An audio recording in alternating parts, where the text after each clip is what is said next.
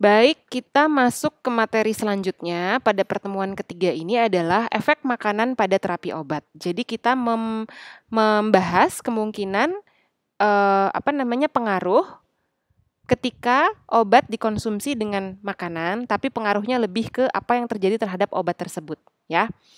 Apa pengaruh ketika mengkonsumsi makanan bersamaan dengan terapi obat tertentu.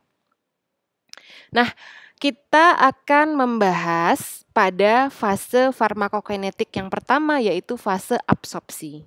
Ya, bagaimana efek makanan pada proses absorpsi obat. Kita kemarin sudah membahas mengenai faktor-faktor yang mempengaruhi kecepatan dan konsentrasi obat ketika diabsorpsi. Yang pertama adalah ketika adanya ketika adanya makanan di saluran gastrointestinal, ya. Jadi, keberadaan makanan dan nutrisi pada saluran gastrointestinal dapat menurunkan kecepatan absorpsi obat. Contohnya, absorpsi Fe dapat menurun sampai dengan 50% jika dikonsumsi dengan makanan. Jadi, kalau ada individu yang mengkonsumsi suplemen yang berisi Fe, dapat menurun konsentrasinya sampai dengan 50% jika dikonsumsi dengan makanan. Bagaimana mekanismenya? Yang pertama adalah keberadaan makanan itu dapat mempengaruhi kecepatan pengosongan lambung. Ya. Yang kedua adalah pembentukan kelat. Yang ketiga adalah mengganggu absorpsinya, dan yang keempat adalah merubah pH gastrointestinal atau saluran lambung dan juga usus halus, ya. Nah, kita lihat kemarin. Ini sudah kita bahas yang gambar ini. Jadi yang Anda lihat itu adalah yang bagian kiri ini, dipisahkan oleh garis putus-putus ini. Nah, kemarin kita bahas tentang keberadaan obat di dalam keberadaan makanan di dalam lambung, kemudian keberadaan motilitas gastrointestinal, ya. Ketika ada makanan di dalam lambung, maka kemarin sudah dijelaskan bahwa enzim-enzim cairan di dalam lambung yang bekerja untuk membantu proses disolusi dan disintegrasi obat. Jadi obat ketika dikonsumsi per oral atau melalui mulut itu kan perlu dihancurkan dan melarut. Bagaimana cara menghancurkan dan melarut? Dia dibantu oleh cairan yang ada di lambung, dibantu oleh gerakan peristaltik gastrointestinal. Nah, ketika ada makanan di dalam lambung, obat itu dikonsumsi bersamaan dengan makanan, maka kecepatan untuk penghancuran dan pengelarutan obat tersebut menjadi tidak optimal karena dibagi cairan dan gerakan peristaltiknya untuk mencerna makanan. Nah, itu yang pertama. Kemudian motilitas saluran cerna. Obat banyak di absorpsi itu di intestinal, ya. Kemarin kita bahas bahwa sekitar mayoritas dari obat itu akan diabsorpsi atau diserap di usus halus. Nah, ketika ada makanan, maka gerakan peristaltik itu menjadi lebih lambat karena dipakai untuk mencerna makanan di dalam lambung. Akibatnya apa? Akibatnya ketika obat dikonsumsi dengan makanan, kecepatan sampai kepada intestinalnya menjadi lebih lambat. Akibatnya lebih lambat juga obatnya untuk diabsorpsi, maka menurunkan kecepatan absorpsi obat. Yaitu yang kedua. Kemudian yang ketiga, mekanismenya adalah keberadaan makanan itu bisa mempengaruhi pH gastrointestinal. Kemarin kita sudah belajar bahwa obat yang mudah untuk diabsorpsi adalah obat yang larut dalam lemak karena komponen membran dalam tubuh itu kan kebanyakan fosfolipid atau lemak, ya. Nah, obat yang mudah larut dalam lemak adalah obat yang bentuk tidak terionisasi. Ya, obat yang dalam bentuk tidak terionisasi. Misalnya, obat dalam bentuk asam lemah, dalam lingkungan asam, maka dia tidak terionisasi, maka dia banyak absorpsinya. Kebalikannya, obat bersifat basa lemah dalam lingkungan asam lemah, maka asam ketemu basa, maka terionisasi. Kalau terionisasi, maka dia akan larut dalam air. Kalau dia larut dalam air, dia akan sulit untuk diabsorpsi. Nah, seperti itu ya.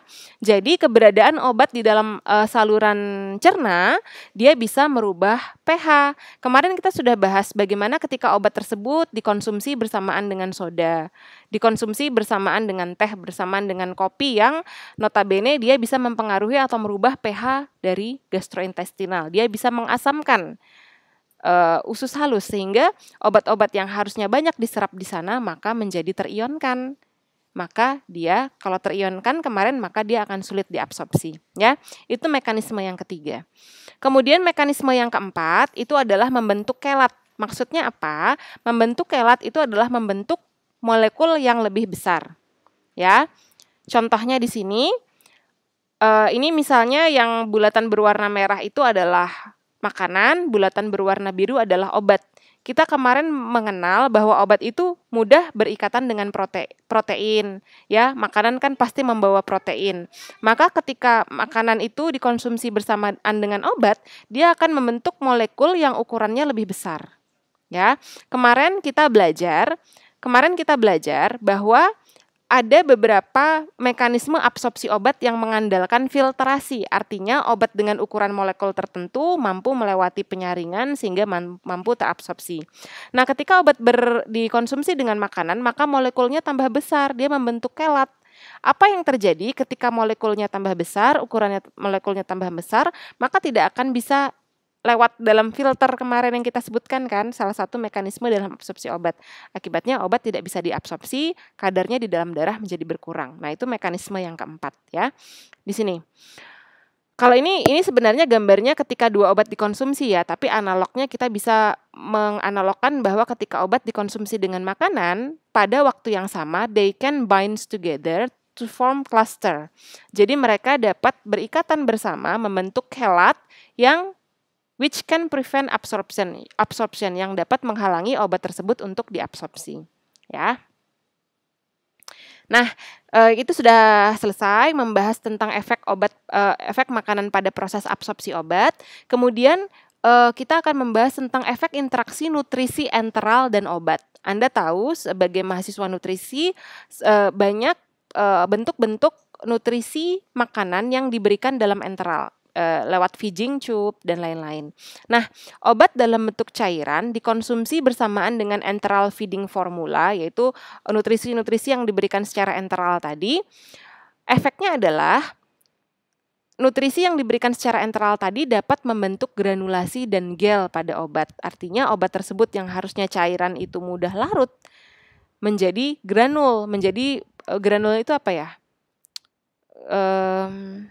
Menjadi ada bulatan-bulatan atau ya granulnya atau membentuk gel yang akhirnya lebih sulit lagi untuk terdisolusi dan terdisintegrasi. Atau misalnya obat tersebut diberikan dalam bentuk emulsi. Emulsi itu adalah campuran minyak dan air yang stabil. Nah, ketika dia dikonsumsi bersamaan dengan nutrisi enteral, kestabilan rasio antara minyak dan air itu menjadi terganggu. Jadi formulanya menjadi rusak gitu ya. Nah, kita masuk kepada efek makanan pada distribusi obat. Tadi sudah absorpsi, sekarang distribusi obat. Kita ingat-ingat lagi kemarin proses yang mempengaruhi distribusi obat itu adalah ikatan obat dengan protein di dalam darah. Saya review sedikit ya. Obat yang bisa berefek adalah obat yang bentuk bebas. Artinya dalam darah itu tidak berikatan dengan protein, ya. Nah, efek makanan pada distribusi obat itu beberapa. Oke, beberapa adalah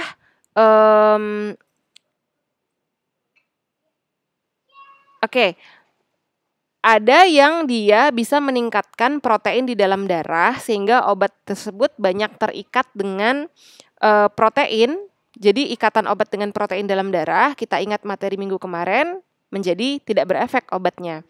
Tapi ada juga, ini yang lebih bahayanya lagi ya, lebih bahayanya lagi ketika obat tersebut bisa mengurangi protein di dalam darah. Mohon maaf, bukan obat, makanan. Makanan tertentu, diet tertentu yang bisa mengurangi kadar protein di dalam darah. Dalam hal ini protein dalam bentuk albumin, ya. Sehingga banyak obat yang tidak terikat dengan albumin atau protein di dalam darah. Resiko efek samping tinggi pada obat-obat dengan rasio terikat protein tinggi. Maksudnya gimana ya? Gini, misalnya ada suatu obat yang dia memang sifatnya itu banyak terikat pada protein dalam darah. Contohnya adalah warfarin. Ya, warfarin itu rasio terikat dalam darah kalau tidak salah 95 sampai 99%. Artinya, ketika warfarin itu diberikan di dalam tubuh, 95 sampai 99% dari warfarin itu akan terikat pada protein. Dia tidak akan berefek. Jadi yang berefeknya berapa? Antara 1 sampai 5% kan? 100% dikurangi 95 sampai 99 tadi. Jadi, farmasi sudah memikirkan formula, oke, ketika warfarin itu diberikan, maka 95 sampai 99%-nya dia akan terikat pada protein. Maka kita berikan dosis yang hanya cukup 1 sampai 5%-nya yang tidak terikat itu sudah memberikan efek. Nah, apa yang terjadi ketika albumin dalam darah itu rendah, maka banyak warfarin yang bebas. Padahal dia 1 sampai 5% saja sudah menimbulkan efek. Nah, ketika dia banyak dalam bentuk bebas, maka warfarin yang bebasnya misalnya meningkat sampai 10% aja. Sampai 10% aja dari 5 yang bebas meningkat sampai 10% aja. 5-10 itu kan 5 ke 10 itu kan 2 kali lipatnya. Maka timbullah resiko untuk toksik ya, karena dia melebihi kadar yang diperlukan atau yang amannya.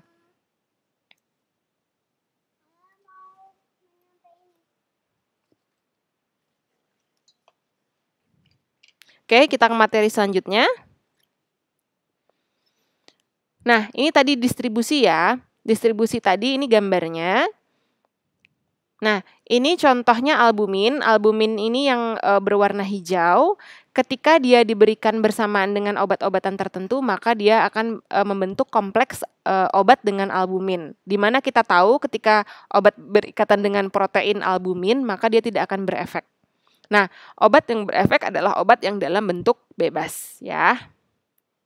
Nah, apa yang terjadi ketika misalnya dalam hal ini medication B, di sini kan ilustrasinya karena obat dengan obat. Nah, ini misalnya ini adalah makanan ya. Makanan atau diet yang bisa menyebabkan dia albuminnya rendah ya. Ketika kadar albuminnya rendah, maka obat yang dalam bentuk bebas itu bisa lebih banyak lagi. Ya, contohnya misalnya tadi warfarin. Warfarin cukup 1 sampai 5% aja dia bebas. Dia bisa menimbulkan efek. Ternyata ada suatu kondisi yang albumin dalam darahnya berkurang. Akibatnya apa? Jumlah warfarin yang berikatan dengan albuminnya menjadi berkurang, maka banyak dalam bentuk bebas. Maka timbullah efek toksik, ya. Nah, selanjutnya adalah efek makanan pada metabolisme obat. Kita istirahat dulu ya, sekitar 2 menit. Kita istirahat untuk masuk ke dalam metabolisme obat ya, karena ini materi baru yang perlu konsentrasi ya. Silahkan kita istirahat dulu 2 menit.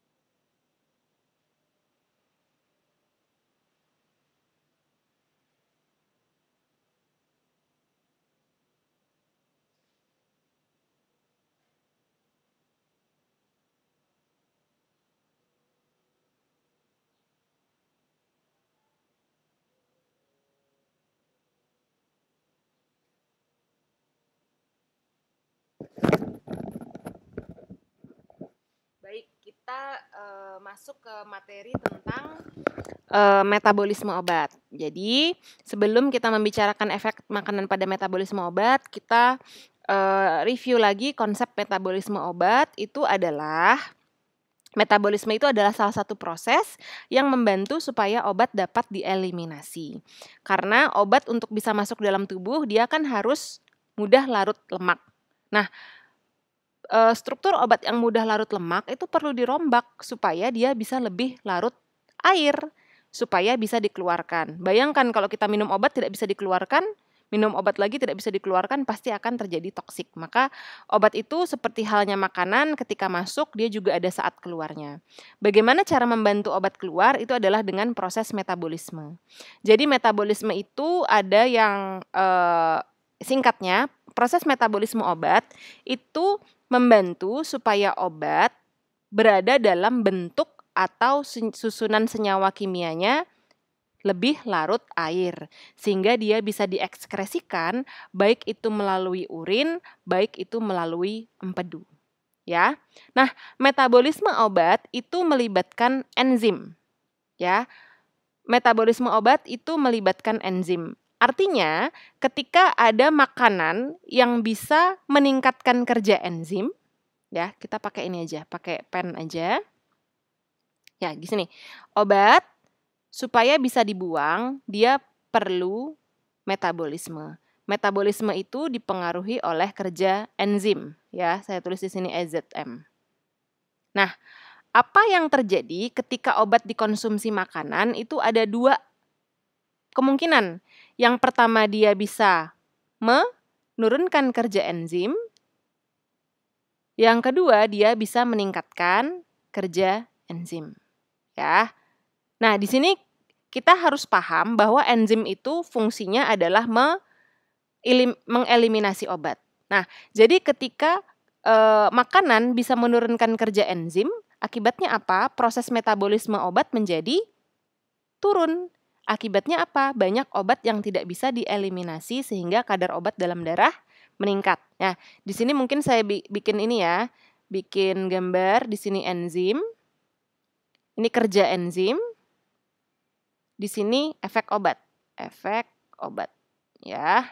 Nah, jadi ketika ada makanan yang bisa meningkatkan kerja enzim, kita tahu sendiri bahwa enzim tugasnya mengeliminasi. Ketika ada makanan yang meningkatkan kerja enzim, maka enzim itu kerjanya meningkat, proses metabolisme obatnya meningkat, maka efek obat akan menurun. Ini kebalikannya ya, karena enzim fungsinya adalah mengeliminasi obat. Sebaliknya, ketika adanya makanan bisa menurunkan kerja enzim pengeliminasi obat, efeknya apa? Kerja enzim menurun sehingga obat tidak bisa dieliminasi, sehingga kadar obat atau efek obat akan meningkat. Jadi ingat ya, substrat atau zat makanan yang bisa mempengaruhi kerja enzim itu efeknya terhadap obat itu kebalikannya. Jadi kalau makanan tersebut bisa meningkatkan kerja enzim, enzim fungsinya memetabolisme obat, maka efek obat akan menurun. Sebaliknya, kalau ada makanan bisa menurunkan kerja enzim, enzim kerjanya mengeliminasi obat, ketika kerja enzim menurun, maka kadar obat di dalam darah akan meningkat.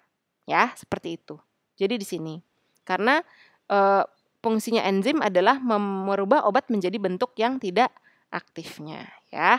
Kita balik ke slide sebelumnya. Nah, keberadaan enzim pada saluran cerna dan hati sangat berperan pada proses metabolisme obat. Contoh interaksi yang terjadi adalah ketika suatu individu dia diet tinggi protein rendah karbohidrat, dia dapat meningkatkan metabolisme teofilin. Ya, nah ketika metabolisme teofilin meningkat, maka eliminasinya meningkat, maka efek teofilin menjadi menurun karena fungsi metabolisme adalah membantu untuk tubuh dapat membuang obat sehingga bisa dikeluarkan atau diekskresikan lewat tinja atau lewat urin. Jadi ketika metabolismenya meningkat, maka kadar obat yang bekerja di dalam darah akan menurun. Ingat ya, metabolisme berkebalikan dengan kinerja obat. Ya, mayoritas ya. Kemudian ada grapefruit. Grapefruit itu kayak buah jeruk yang isinya itu merah ya. Sebenarnya kalau di Indonesia itu tidak terlalu banyak sih, tapi yang salah satu interaksi obat yang sudah established dengan makanan itu adalah grapefruit ya. Grapefruit ini dapat menghambat metabolisme beberapa obat. Ingat, kalau menghambat metabolismenya menurun, kadar obat dalam darah apa? Meningkat. Jadi ketika metabolisme beberapa obat menurun, maka obat yang beredar dalam sirkulasi darah akan meningkat. Kalau jumlah obat yang beredar meningkat, maka ingat bisa meningkatkan efek toksiknya, ya. Nah, misalnya makanan dan obat itu menggunakan enzim yang sama untuk bisa dieliminasi, maka terjadi kompetisi antara obat dan makanan itu. Sehingga ketika terjadi kompetisi, proses metabolisme obat bisa kalah karena enzim yang digunakan untuk memetabolisme obat, dia digunakan untuk memetabolisme makanan, sehingga metabolisme obat menurun. Ingat, ketika metabolisme obat menurun, maka kadar obat dalam darah menjadi meningkat. Kalau kadar obat dalam darah meningkat, maka efek toksiknya juga meningkat. Ya, seperti itu. Anda menghafalnya, proses metabolisme itu berkebalikan dengan kadar obat di dalam darah. Ya, nah, ini ilustrasinya, metabolisme itu kompetitif. Jadi misalnya kita ibaratkan yang warna merah ini obat, warna ungu itu makanan. Obat A itu sama memakai enzim yang sama untuk memetabolisme makanan. Maka mereka akan berkompetisi. Harusnya 100% obat itu bisa dimetabolisme kemudian diekskresi. Ketika datang makanan yang memakai enzim yang sama, maka tidak semua obat itu bisa dimetabolisme dan diekskresi. Akibatnya kadar obat di dalam darah meningkat, efek toksiknya juga akan meningkat, ya. Increase the risk of toxicity and side effect. Efek sampingnya, resikonya juga meningkat. Ya. Sampai di situ saja penjelasan tentang efek makanan pada metabolisme obat. Sekarang kita ke efek makanan pada proses ekskresi obat. Ya, kita ingat lagi. Nah, ini kemarin ya, ekskresi obat. Kita ulangi lagi materi pada minggu kemarin bahwa di sini adalah saluran cerna, di sini adalah peredaran darah, di sini adalah proses ekskresi. Kita lihat proses ekskresi dari obat di peredaran darah, dia akan melalui ginjal untuk yang dibuang lewat urin ya. Dia akan melalui ginjal. Nah, ketika dia melalui ginjal, ginjal itu basis kerjanya adalah air, maka obat itu harus dalam bentuk yang terionisasi supaya mudah larut dalam air. Obat yang terionisasi itu sukar larut lemak, maka dia bisa dikeluarkan bersamaan dengan urin. Namun ada proses-proses tertentu yang menyebabkan obat tersebut menjadi tidak terionisasi. Ya, ketika obat tersebut tidak terionisasi, dia menjadi mudah larut lemak. Kalau dia larut lemak, dia sulit dikeluarkan bersamaan dengan urin karena urin itu kan dalam bentuk air ya. Kalau dia mudah larut lemak, dia susah larut dalam urin, maka dia akan direabsorpsi namanya. Artinya obat tersebut akan kembali dari ginjal, dia kembali ke dalam peredaran darah. Ya, itu prinsip yang pertama. Ya, nah kita balik lagi ke slide selanjutnya. Makanan dan obat-obatan ketika dikonsumsi bersamaan dapat merubah proses reabsorpsi suatu obat dari tubulus renal. Ya, seperti ini. Ketika kita mengkonsumsi diet rendah natrium, rendah garam, maka tubuh akan mengalami dehidrasi. Maka tubuh akan mengirimkan sinyal untuk mereabsorpsi natrium. Jadi natrium jangan dikeluarkan bersamaan dengan urin. Kita kekurangan natrium nih dalam darah karena asupannya rendah. Maka natrium yang harusnya dikonsumsi, diekskresikan lewat urin, maka akan direabsorpsi, diserap kembali. Nah, bersamaan dengan reabsorpsi natrium itu biasanya ada zat lain yang ikut reabsorpsi kembali namanya litium. Ya, nah zat-zat litium ini biasanya berperan terhadap suatu penyakit tertentu. Ya, jadi dia bisa mengganggu ekskresi dari litium. Ya, kemudian mekanisme yang kedua, contoh mekanisme yang kedua adalah ketika mengkonsumsi makanan tertentu, dia dapat merubah pH urin. Ya, yang harusnya obat itu di dalam urin itu dia dalam bentuk dalam bentuk terionisasi karena dia perlu larut dalam air, ketika dikonsumsi dengan makanan tertentu, dia bisa merubah pH urin. Misalnya ya tadi ya, obat yang dalam bentuk asam lemah ketemu urin yang bersifat asam lemah, urinnya asam, obatnya asam, asam ketemu asam jadi tidak terionkan menjadi larut dalam lemak, maka dia susah untuk diekskresi, maka dia akan absorpsi. Ya, seperti itu. Nah, sekian materi dari saya. Sesi selanjutnya setelah Anda menyimak video ini adalah sesi tanya jawab. Silahkan Anda tuliskan pertanyaan kepada metode yang nanti akan diberitahukan selanjutnya. Insya Allah kita akan diskusi jika ada materi yang masih belum Anda pahami mengenai efek konsumsi makanan terhadap proses perjalanan obat di dalam tubuh. Sekian penjelasan dari saya akhiri. Assalamualaikum warahmatullahi wabarakatuh.